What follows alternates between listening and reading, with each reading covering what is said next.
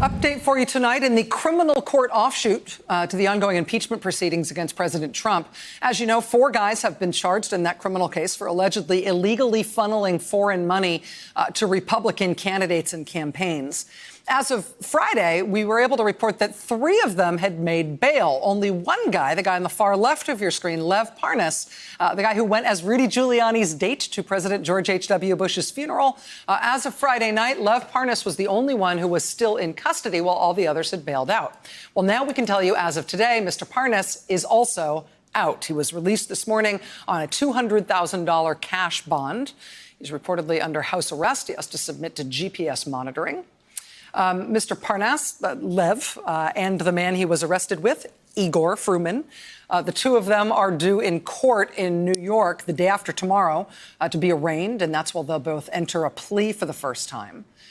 That said, tomorrow on Capitol Hill, the impeachment proceedings will proceed right alongside this. Veteran U.S. State Department official Bill Taylor expected to testify before the impeachment committees tomorrow. Ambassador Taylor is the guy who they convinced to pinch hit at the U.S. Embassy in Ukraine after that campaign by Rudy Giuliani and, according to prosecutors, some of these defendants to fire the existing ambassador, Marie Yovanovitch. After that campaign was successful and they ousted Yovanovitch, Ambassador Taylor was sent in to kind of, again, pinch hit for her.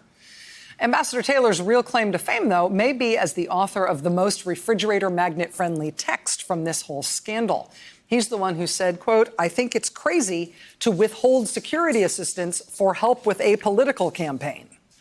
Ambassador Bill Taylor is not just going to be a fact witness here. That text message is now important evidence in these impeachment proceedings. Joining us now is Congressman Jim Himes. He's a member of the Intelligence Committee, one of the committees that'll be hearing that deposition tomorrow. Sir, thanks very much for your time tonight. Hi, Rachel. So we've watched the deposition schedule change a little bit, and we've watched as the sort of calendar has shifted in terms of who's actually expected to turn up. Do you think that the State Department will try to block Ambassador Taylor from being there tomorrow? Well, they may, but, what's remarkable about the last couple of weeks is despite the 3 or 4 page letter that Congress got from the White House saying we're not helping you, this is a fake inquiry, it turns out that actually State Department people, retired and not retired, are showing up for their depositions. So I do imagine that Mr. Taylor will show up, and I do imagine that the rest of the witnesses will. Obviously, we got delayed a bit because my colleague Elijah Cummings' memorial service will be at the end of this week. But things are moving along, despite that bizarre letter from the White House saying they weren't cooperating. In terms of Ambassador Taylor and what you're going to ask him, I know this is a closed-door deposition and it hasn't happened yet, but obviously his text, which we've now seen, I think it is crazy to withhold security assistance for help with a political campaign. The reason that is so striking, the reason that has become the refrigerator magnet of this scandal thus far, is because it really appears like he was putting that in writing in order to make sure there was a record of what was going on. At least from what we can see from the outside, it appears that's what the implication was of that text. From all you have seen thus far, from being inside these proceedings, are we interpreting that the correct way? No, I think that's right. And, I think it's important that we understand why it was that Bill Taylor, a professional diplomat, a guy with,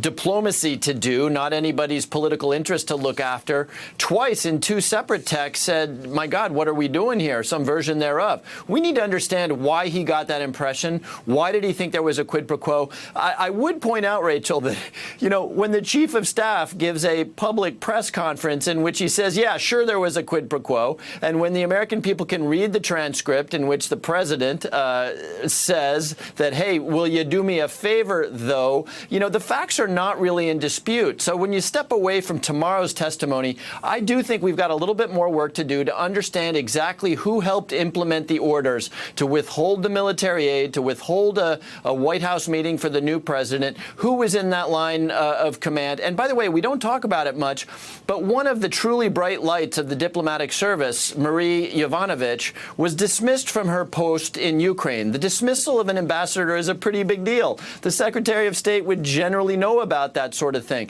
That is also a very significant abuse of power if it was undertaken because Giuliani is running around spreading rumors that she's not on the team. So we do have a little bit more work to understand exactly who is in the line of decision-making of these uses of American public resources to accomplish this most bizarre and seedy aim for President Trump's reelection. Congressman Jim Himes, a member of the House Intelligence Committee, thanks for your time tonight, sir. I know it's going to be a very, very busy week. I appreciate you making time for us. Thank you, Rachel. All right, much more to get to tonight. Stay with us.